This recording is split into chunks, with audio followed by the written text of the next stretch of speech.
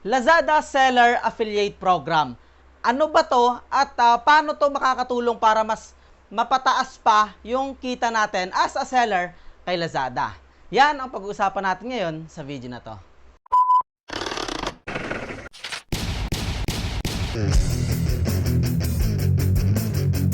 Hi, my name is Kelvin Clint Quinto. Welcome back to my channel. Kung bago ko lang dito, make sure na i-click mo muna yung subscribe button, hit mo yung notification bell at piliin mo yung all para ma-notify ka sa lahat ng mga bagong uploads ko.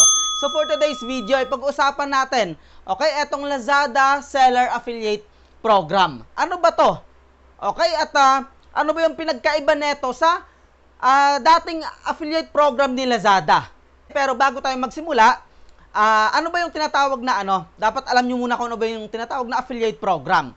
Okay, so etong affiliate program, ito yung pwede nating i-promote, okay, yung products ng ibang tao at ang kapalit nun, every time na makabenta ka is may commission ka, okay?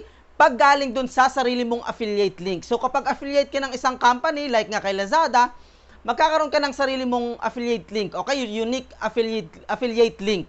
At yun yung ipopromote mo. At kapag may nag-click nun, may bumili, may kita ka. Okay, so ngayon, eto nga, Lazada Seller Affiliate Program. Ano ba yung maitutulong neto bilang sa mga seller katulad natin? Okay, so eto, yung bagong affiliate program ni Lazada ngayon, okay, yung Seller Affiliate Program, is nagre-range yung commission up to 17%, okay, sa mga new customers.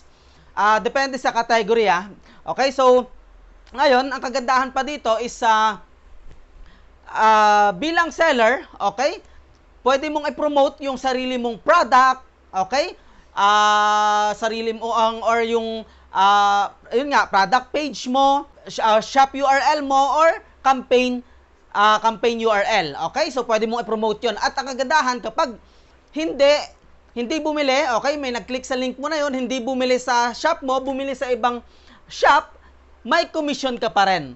Okay, up to 16% commission rate naman. Mamaya pag-uusapan natin kung ano ang pinagkaiba ng commission rate dito kay Lazada Seller Affiliate Program at doon sa dati nilang Lazada Affiliate Program. Okay? Pero eto guys, doon sa dating Lazada Affiliate Program, kahit sino pwedeng sumali.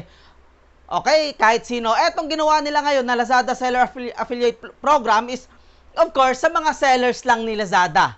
Okay, kung meron ka account. Dahil magkaiba po sila ng dashboard. Okay, yung dashboard ng Seller Affiliate Program, doon na mismo sa Seller Dashboard makikita or Seller Interface makikita.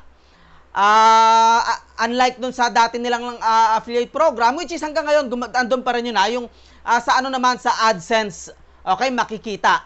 Or adsense.lazada.com.ph. Okay? Ang kagandahan dito kay Lazada affiliate program kasi kahit sino pwedeng sumali, walang minimum requirement na kailangan meron kang maraming followers. Okay? So walang ganon. Ngayon, paano ba mag-apply dito kay Lazada Seller Affiliate Program? Kung seller ka kay Lazada.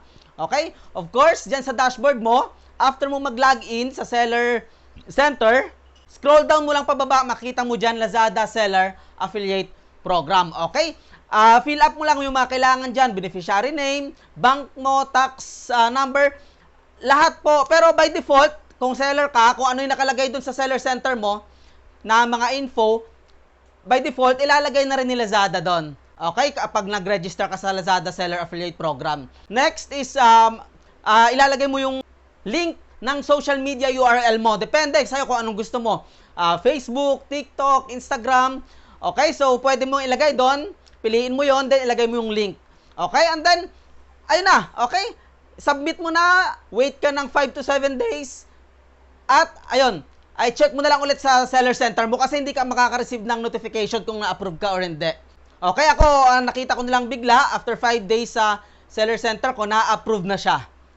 Okay, so pwede na ako mag-promote ng mga products, ng product link ko or ng shop link ko or campaign link kung meron. Ngayon, eto lang. Okay, eto lang. Ang pinagtataka ko lang dito kay Lazada, sa Lazada Seller Affiliate Program is wala silang na-mention kung gaano katagal yung cookie period or cookie duration ng affiliate link mo. Okay, kung 7 days ba, kung 30 days, may sinabi lang sila doon na affiliate link never expires. So, yun, hindi naman talaga nag-expire yung affiliate link, pero merong cookie duration talaga yan.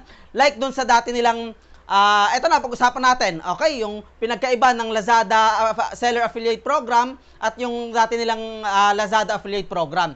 So, doon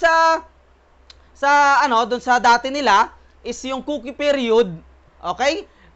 Our cookie duration is pag sa mobile app kinlik 7 days at kapag sa web naman is up to 30 days. Okay? Yung tinatawag guys na cookie duration is halimbawa ako, na-click ko yung link. Okay? Nung isang affiliate, na-click ko. Hindi pa kaagad ako bumili. Okay? So kung sa cellphone ko na-click, may 7 days ako. Bumili ako after 7 days, may commission pa rin si affiliate. Okay? Kung na-click ko yon sa browser, okay? May 30 days cookie period. Ibig sabihin, kahit hindi pa ako bumili after 1 week, 2 weeks, 3 weeks, bumili ako after 30 days, pasok pa rin sa kanya yung commission. Ganun po yun. Ngayon, dito sa Lazada Seller Affiliate Program, wala silang na-mention kung ilan yung, kung gaano katagal yung cookie duration ng affiliate link mo. Okay? Nag-message ako sa support, pero honestly, yung support nila, wala rin talagang alam. Hindi nila alam kung ano yung affiliate link. So, naintindihan ko naman 'yon. Okay, kasi sila more on ano lang 'yan, diyan lang sa seller center lang. Or mga problema lang diyan sa shipping or anything sa about sales. So, pagdating sa affiliate program, alam ko meron dapat talaga meron silang i-assign diyan na talagang nasa affiliate or department kung meron man sila, 'di ba? Para at least alam kung may tanong ka. Kasi talagang hindi nila alam kung anong isasagot. Ngayon, dito naman kay sa commission naman, sa affiliate seller program, ayun nga sabi ko kanina, up to 17% from new customers. Okay? At sa dati nilang affiliate program is up to 10%. Okay, so ibig sabihin mas malaki talaga dito kay seller affiliate program. So kung seller ka, mag-apply ka na. Okay, libo lang namang bayad diyan. And of course, yun na yung i-share mo na link, hindi na yung shop link mo.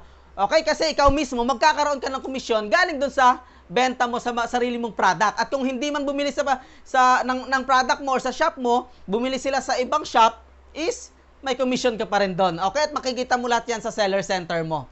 Yun lang, again, hindi natin alam kung gaano katagal yung cookie period. Siguro sana mayroong Lazada, mayroong Lazada agent dyan or galing sa support ni Lazada na mag-comment para maliwanagan tayo kung gaano ba katagal yung cookie duration ng affiliate link sa Lazada Seller Affiliate Program. Okay, so yun lang guys. Kung meron pa kayong mga katanungan about Lazada Seller Affiliate Program, feel free to comment down below. Okay? Kasi ako, honestly ngayon, medyo pinag-aralan ko pa rin siya. Okay? Hindi ko pa talaga siya, actually, hindi ko pa na-promote yung link ko. Simula nung na-approve nung November 13. Okay? Yung pinopromote ko is yung dati kong affiliate link kay Lazada. Okay? Hindi yung sa Seller Affiliate Program. Okay? So, yun lang. At kung nakatulong sa yung video na to, paklik naman ako ng thumbs up dyan. At i-share mo na rin para makatulong sa iba. And of course, huwag mo kalimutan hit yung subscribe button, click mo yung notification bell at piliin mo yung all para ma-notify ka sa lahat ng mga bagong uploads ko. Again, my name is Kelvin Clint Quinto. See you in my next video.